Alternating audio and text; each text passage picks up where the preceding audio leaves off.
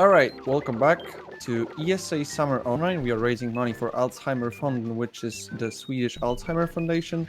Links to donate can be found below the stream. We'd also like to thank Kaspersky, Twitch, and ViewSonic for sponsoring this event. Now it's time for Scooby-Doo Night of 100 Frights by Jaxler. Take it away. Alright, welcome back to ESA everyone. Like Poker mentioned, this is Scooby-Doo Night of 100 Frights. If y'all are just tuning in, you missed an awesome Battle for Bikini Bottom run by my buddy Jaxler1. Highly recommend going and checking him out. But this game is actually made by the same people who made Battle for Bikini Bottom. Heavy Iron Studios created this game roughly about a year or so before releasing Battle for Bikini Bottom. This game is a bit more of a Metroidvania style platformer than it is a collectathon, although you will see a lot of collectibles. But before we get the run started, we're just going to do a couple of quick introductions. I'm Jaxler, I'll be the person doing the run. Hi, I'm Harsh, and I'll be helping him talk when he can't. Yep. Yeah, so, alluding to that, this run goes by pretty fast, so we're going to try to cover everything, but we may miss a couple of things, so I apologize in advance. But we're pretty much all set to go, so time starts on new game. Well, I'll start counting from 3, and then we'll start timer on go, okay?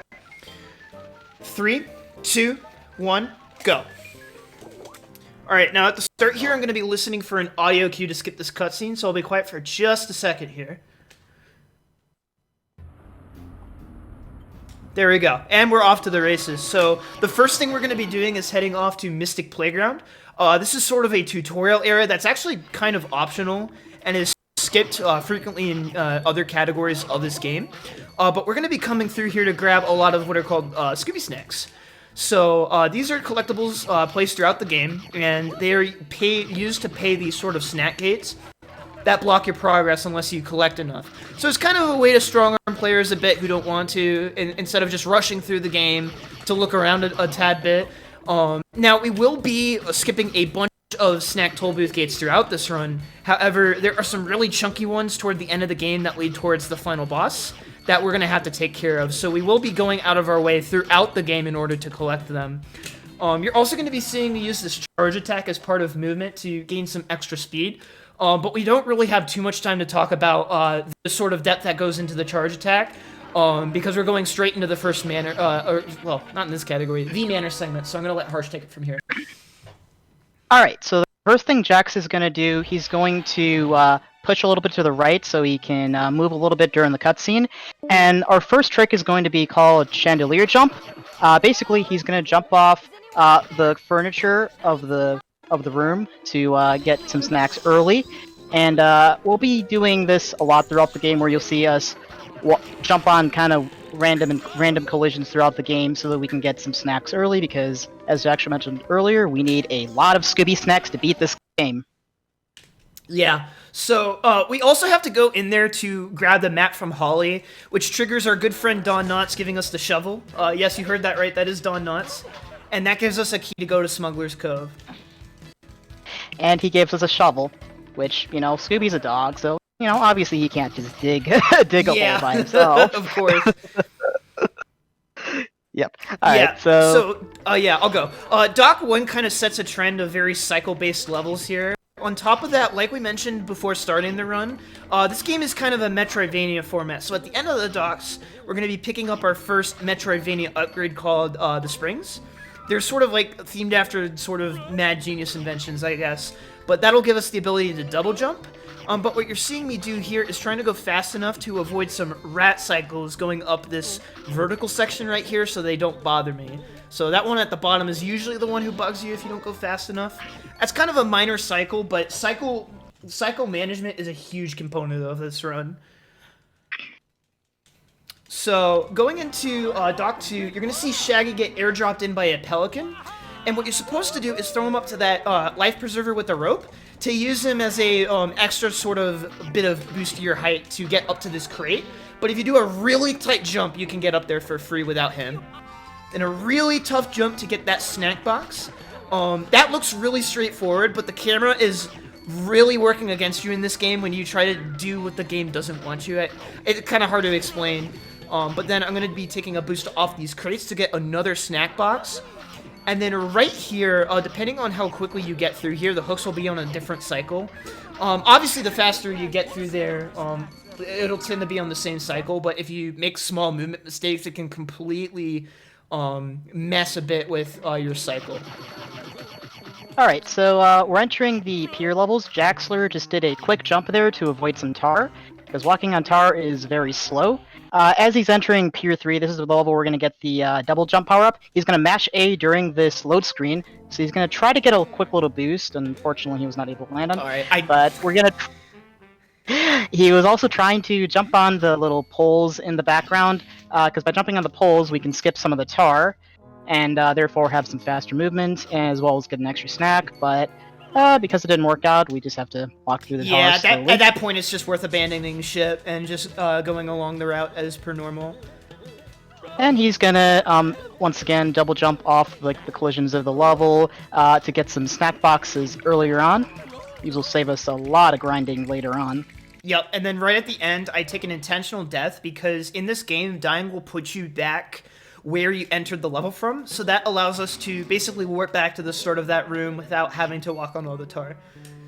And now we've got our double jump, so that's, we're kind of loosely following the game's Metroidvania progression right now. We got the shovel, then we got the double jump, and then we're going to take the double jump with us to the Hedge Maze in order to grab the helmet, and we'll talk about that a bit. Basically, the helmet is used to be able to damage enemies, and while this attack we're doing can only stun enemies, really, and we need to be able to hit buttons with the helmet as well as deal damage to the final boss, so it's very crucial that we go around and do this.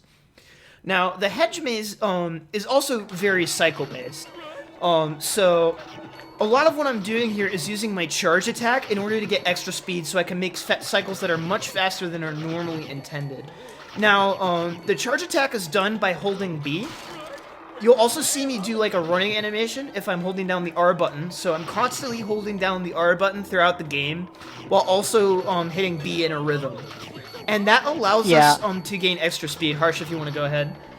Oh yeah, so by combining the charge running as well as this like the short distance running, you get what we call like an infinite running kind of effect, so that you never stop when Scooby is running.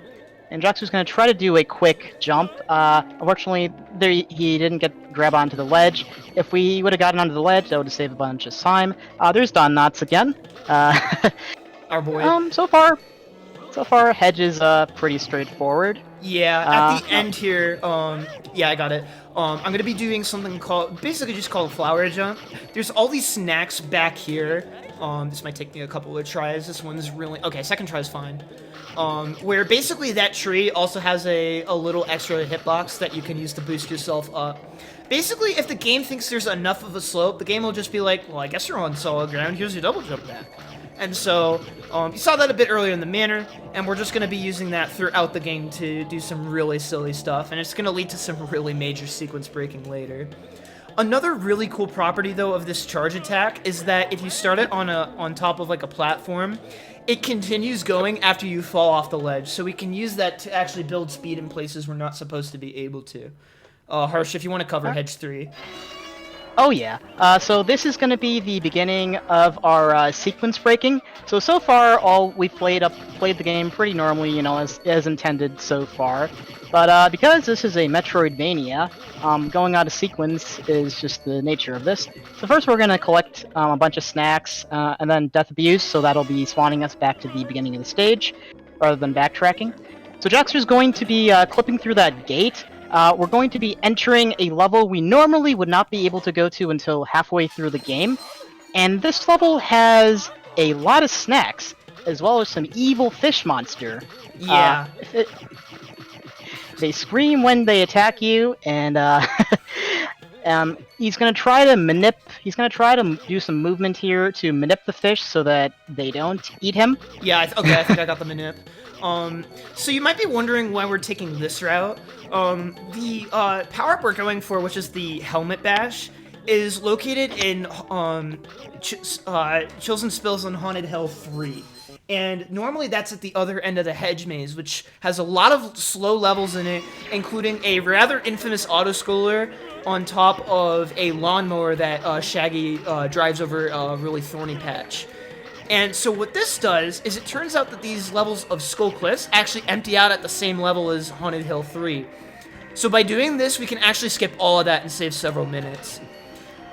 Now, what I'm trying to do here at the start is I'm trying to go fast enough where I can make a cycle to meet a moving platform here. So I'm going to do another charge off this cliff, and then you'll see me make this platform. Doesn't seem like much, but that strat is actually kind of tricky, and it saves you roughly 15 seconds or so. But yeah, the rest of the cliffs levels are pretty tricky because normally the game intends for you to come through these levels from the opposite direction. So technically, we're on Skull Cliffs 4. As a result, the camera angles are positioned such that we're coming from the opposite angles. So while it seems like a lot of these jumps are pretty straightforward, if you don't know where you're going, it is very easy to fall and die. And on top of that, the movement can be really tricky here when you don't have as much of a window to see what's in front of you because of the camera. And then a little bit of a skip right here, where I just jump to the end of the section, land on the moving platform, and we're good to go on Skull Cliffs 4. So that's the longest of them. Skull Cliffs 3, a little bit more cycle-based stuff, but it's rather straightforward. We don't have too much to talk about here, so Poker, if you've got anything you'd like to plug, now would be a great time. Sure, we have a $5 donation from Helix saying, Jax, how are we supposed to recognize you if you're not wearing a yellow shirt? Good luck, up game. We're rooting for you. Thanks, Thank you Helix. so much for your donation. Alright, cool. I got the crab bounce. That's like one little strat we can use right there so that we can land a bit sooner so we can start a charge from later. One of the properties of the charge attack that makes it kind of hard but also fun to use is that the start of the animation is actually much slower than your base run speed by holding down R. So obviously when you start up the sort of infinite running thing like Harsh mentioned, it's a bit more practical to use. But with levels with a lot of jumps, actually, if the platform isn't big enough, it's actually slower to use a charge than it would be just to run straight forward. So that's kind of one of the interesting things about running this game, is that you have to adjust your strats based on the snacks that you're collecting. And we'll talk a bit more about the snack collecting in just a second. Cool, okay. That jump is a little bit scary. It's another slope jump off that wall. It's usually not that bad, but I'm notorious for missing it, especially in high-pressure situations, so that's like one of the early...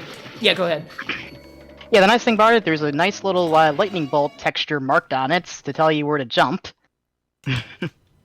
So we're entering the hill levels now. As Jaxler mentioned before, this is where we're going to be getting the helmet invention, and the helmet invention will finally allow us to do things like bashing spider webs and, you know, hitting enemies. So before, all we could do was stun them.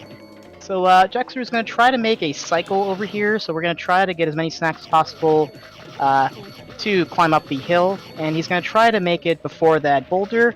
Well, he didn't get hit by the boulder. It was a weird cycle because I hit the zombie. And yeah, for the most part, this one's pretty straightforward up until the very end.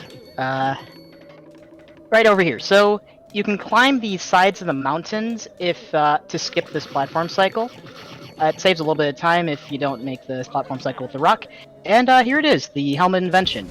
He's gonna get a quick A button mash during the invention so that we can skip the little cutscene that plays when you get it. And now we're going to be warping back to the docks. So this is the part where normally in the game we would go back to the manor levels, go and fight the Black Knight, an RNG full boss. But instead of doing all that, we're just going to climb this invisible wall right over here and enter the Fishy Levels. Yeah, that skips like a third of the game, and it's just an invisible wall. It's pretty amazing. The Fishy Levels, casually in the run, are pretty notorious for their difficulty, usually due to these conveyor belts. They have this property where after a couple of frames after landing on them, they start to pull you in the direction, for lack of a better word, they're conveying. So what I'm doing is I'm mixing up early frame window jumps as well as delayed jumps on the conveyor belts to control my momentum there and to make sure that I'm getting there on the fastest cycle possible. That was a pretty good Fishy one. Right after probably the hardest Fishy stage in this section is the easiest. This one's kind of a big auto-scroller where we gotta grab 4 keys. There's not really too much we can do to speed this up other than try to go fast enough to grab some cool backup snacks. But yeah, this would probably be another good time for some plugs poker if you got any. Sure, I would just like to remind everyone that all of your donations go to Alzheimer Fonden, which is the Swedish Alzheimer Foundation fully. And if you donate to ESA, we have some prizes for you. And those are for a $50 donation, and that is a cumulative amount across the entire event, so you don't need to donate once. For $50, you can win a Nintendo Switch. And for $30, you are able to win a ViewSonic Elite monitor. Thank you so much for all of your donations so far. Alright, cool. So we're coming to the end of Fishy 2 here, and what we're going to be doing in Fishy 3 is I'm going to be jumping off this falling platform to make a rising platform cycle, and then use this third platform to actually land on the invisible barrier that divides the level in half to skip about half of it. I'm actually going to take a short detour here to the bottom level of the right side of the room to grab some extra snacks.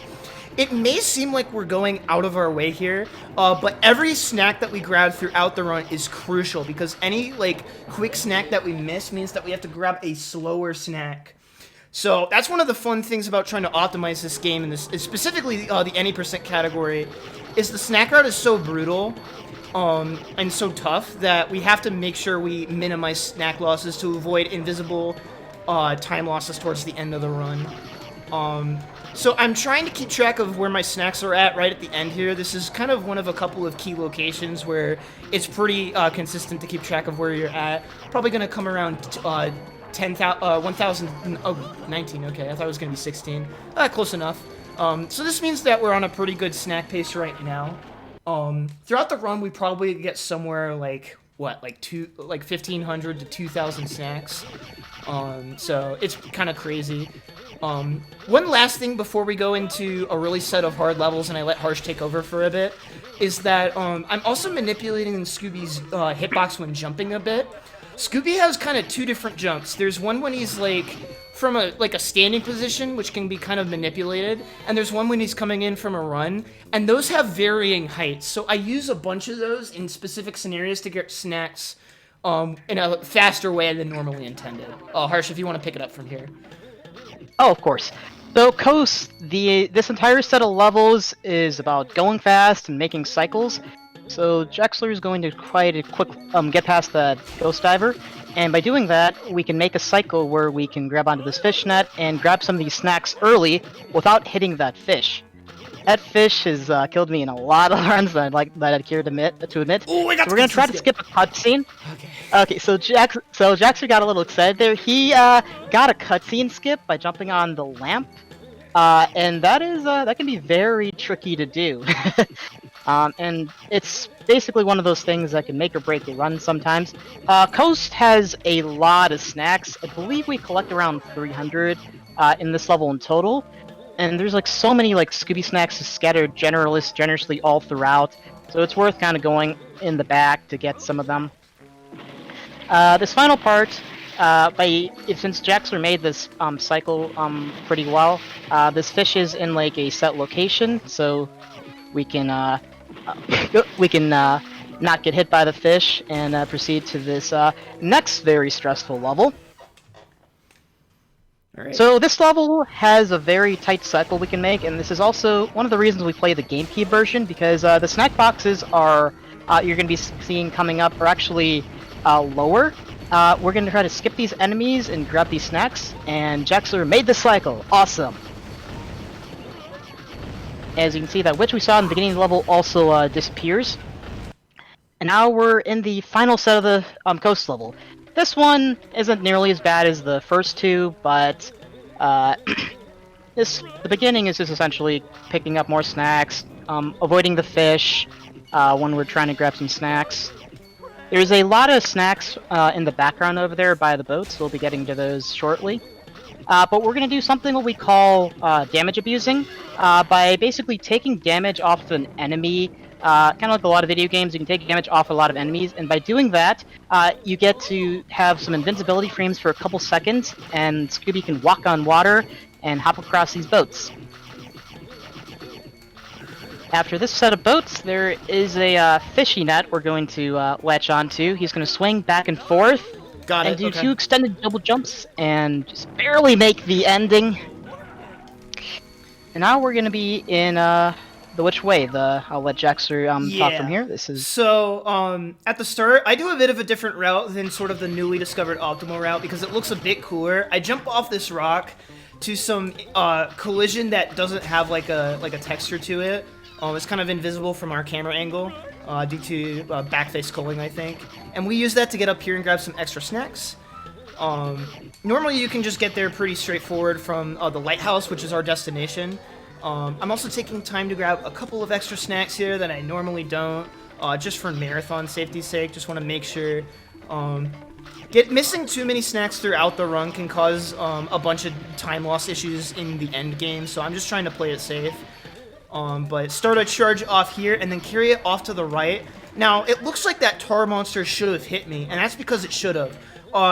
You'll be seeing this a lot in this part of the lighthouse, where when you use Scooby's charge attack, his physical hitbox for taking damage from enemies is actually much narrower than normal. And what this allows you to do is if you tilt Scooby's model properly, you can actually squeeze right by enemies even though you're physically colliding with them and not take damage. So this is one of my favorite places to show this off. So I squeeze right by those two. Gonna start up another charge here a little bit early so I can squeeze around the caveman. And then normally you're kind of just supposed to jump over all these guys or kill them. But it's much faster to get charges going around them. So at the top here is our next Metroidvania upgrade, the Super Smash. This is your standard ground pound ability, and we're going to use that to break a hole in the floor and get to Lighthouse 2. So we needed that as sort of our next Metroidvania upgrade to actually be able to beat the game. Like Hirsch mentioned earlier, we're supposed to get the galoshes to be able to, after beating the first boss in the manor, to be able to get to Fishy. But this allows us to get Super Smash super early, and now that we have this, we can basically go beat the game now. Spoiler warning. But yeah, just wrapping up here, grabbing a couple extra snacks. Hershey, sounded like you wanted to say something. Oh yeah, so at this point in the game, after getting the Smash, we would normally be going through a bunch of graveyard levels and pirate ship levels so that we can take on the second and third bosses of the game. But because we're going to be doing some skips, you'll be seeing in about a minute, we can skip all that, and we're going to enter the creepy levels right now. Okay, here we go. John. Got it? Okay. So, for some reason, that snack box is, like, hidden off camera where no one will ever be able to find it. But it happens to be convenient enough for speedruns. So, hit those 3 buttons to open that grate. And then I'm going to be collecting a bunch of bonus snacks. Now, this is sort of another threshold part where I'm going to be looking at my snack count towards the end of Creepy 1 here to see how I'm doing. Yeah, at the end of the game, we need a total of 850 snacks. So we're going out of our way to get some of these here so that we can minimize the snack collecting in the final level. Yeah. Alright, so Creepy 2 has these keys suspended above cauldrons, and those bubbles should normally hurt me. But the developers made the key hitbox bigger than the bubble hitbox. So what I'm doing is I'm spacing Scooby very specifically so that I can actually avoid taking damage completely. And that lets us do that as fast as we want regardless of the bubble cycle. Alright, now upcoming... Yeah, go ahead. Oh yeah, so upcoming is probably the 2 hardest tricks in the game. So after we get the key and not rescue Shaggy, we can climb these invisible ledges. These invisible ledges allow us to skip certain boss fights, which normally you need, like, I believe it's like a soap or something to a bubble off from bats and get here. But because developers were nice enough to leave some nice ledges for us to climb, we don't have to do any of those. This can be very stressful, though. Okay. Yeah, as it took a couple tries. Now this next skip is even harder than the one we just did. So we're climbing like 3 sets of like invisible walls. The first 2 ledges are pretty consistent, but the third ledge is pretty hit or miss. Like sometimes you get a nice little like bonk like you got there, but sometimes you can just base out your jump there, jump off this bat, And now we're going to do, skip through this electric part. So normally you're supposed to, ride these sliders to hit a bunch of switches and, go out of your way to hit the other switch and go climb these things. But we can walk on furniture. The electricity on that table, for some reason, doesn't hurt Scooby. So you can just walk on it, jump to the middle blue platform, and hit the button. And now we are going to come to the last set of levels. If you'd like to explain this, Jax. Yeah, so this is Lido Skip because it was found by a runner named Lido. So there's a bunch of collision off screen that I'm using to basically skip straight up to the 850 gate, and that lets us skip all the rest of the lab. And we're going to be going into the final 2 rooms of the run now, which is pretty sick. Alright, so Shark Room, we used to do this casually, but about, what was it, a month and a half ago? A runner named 2 months. 2 months, yeah. A runner named Sam found a way to completely bypass this room, so we never have to interact with Shaggy at all in any percent, which is the greatest thing ever, because I have a chronic Shaggy allergy. What I'm going to be doing is holding up and the left on the D-pad, and then jumping at a specific timing in order to clip right through the... Oh, baby, perfect. Insta-clip, pog. Harsh, do you mind explaining Acid Room? Oh, yeah. So, Jaxler is going to be waiting for a cycle for this platform to rise. By timing it, he can barely, jump on the cycle and get to this part. And now he's going to clip through this door, wall over here. Like every wall, we can clip through it. This lets us skip the first phase of the Mastermind fight. So, in every phase, he has to, kill a bunch of robots and space kooks that spawn. But by doing that clip, we skip, the first set of enemies, if that makes any sense for that. Yeah. And what I'm also doing is after I defeat the enemies, I'm actually damage boosting into the lightning so that I can start a charge, so I can hit the buttons as soon as they become active. Now, Phase 2 is going pretty good here. Phase 3 is kind of random. What will happen is Mastermind, after this bit, will get lured into the main arena, and he can spawn in several different locations, and my goal, all I have to do is knock him into his own lightning field, and that will cue the end of the boss and the end of the run. So time will be coming up shortly. Time is as soon as he makes contact with the lightning for this game, so that might vary a bit depending on the Mastermind luck that we get here. Hopefully it's good. Let's see, oh wow, perfect RNG. Okay, so get ready on time. And time. Wow. That was 26:14. 26:14 in a marathon is insane. That is within 20 seconds of my PB. For how hard this run is, that's really, really sick. All right. It was solid throughout. Hardly any mistakes and stuff either. Yeah, the only thing that was giving me trouble was Redbeard skip, but that skip's always scary on a good pace. I was actually minus 1.5 going into RBS, but it happens, and that was really sick. So I hope you all found that fun, or at least interesting. Yeah. I definitely had a lot of fun playing this game as a kid, and so many others, and just rediscovering it through speedrunning again really was a lot of fun, as well as just seeing how broken this game is. Yeah, exactly. So yeah, going off what Hirsch said, if you saw this run and you're like, this looks really, really fun to me, or I want to try this, Harsh has actually made a really great tutorial video, several tutorial videos actually for different categories in this game. If you want to try out 100%, if you want to try out the no GGS subcategory, which is kind of the beginner route, Harsh has a bunch of good videos. They're both on SRCom and on his YouTube channel. So SRCom's probably the easiest place to look. But this, Harsh will probably agree with me on this, but this is a super good beginner speed game. It doesn't matter if you're running on PS2, GameCube, or Xbox original.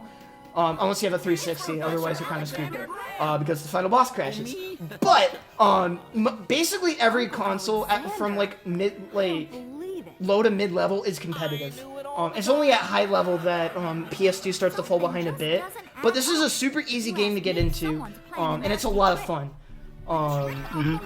And everyone in the community is really friendly and willing to help if you need like help, even if like my videos. Yeah, people will like even sit if- down with you in a VC with screen share and stuff. People are super approachable. Speaking of which, there's also a Discord for not only this game but all Scooby-Doo games. If you go basically to any Scooby-Doo game on SRCom, you should find it. But speedrun.com/N100F is the place to look for resources on this game specifically. But yeah, that's Scooby-Doo Night of 100 Frights. I have a couple of shoutouts I want to make before I probably get kicked out. And yeah, so first of all, I also have a special donation before you. oh yeah, Poker, go for it. No, just go. I'll read it. Oh, okay, cool. First of all, Harsh, thank you so much for hopping on commentary with me. This is super last minute, and it turned out really well, I think. So thanks a bunch, homie. Oh yeah, thanks for having me, dude. Yeah, of course. Shoutouts to the whole Scooby community in general. In particular, Baz. He's the current world record holder in this category, and most of them, as a matter of fact, and is just a legend and is super good at this game and very willing to help people. So huge shoutouts to Baz. Shout out to Sam for being the grand archivist of the community. Shout out to the OGs like Spooky, Holy Sanctum, Farah, Kazembo, Shogun as well. Don't forget Summer. Oh, and don't forget Summer. Summer. I almost forgot Summer. Don't let me forget Summer. And Summer's still around too. But yeah, huge shout outs to everyone in the Scoob community. A bunch of awesome, very welcoming people. Yeah, and I guess one last shout out. Shout out Speedruns Rochester. They're my local speedrun group and a bunch of good friends. Would not be the same person without y'all. So thank you all. I hope you all enjoyed the run. But yeah, that's kind of all for my shoutouts. So, Poker, you said you had something you wanted to read, so now would be a good time. Sure. We have $10 from Monster860 saying, "Hi Jaxler, up gamer. Good luck on your run. Up gamer. Good luck. Up gamer. Up gamer. Ha. Up gamer, I guess. Thank you very much." Thanks, Monster. Monster's another homie of mine as well. 5 up gamers for Jackson. Yeah, lots of up gamers. I'm sorry for all the up gamers. But yeah, that's about all we've got. But if we have time, the final credits are about to roll in. And the final credits theme is. We don't. We don't. Okay. Well, you can listen to a bit of Scoob Step while we transition into the next transition screen. So again, I've been Jaxler. Thank you so much, ESA, for having us, and go check out Funk. See you, folks. Yep. Bye.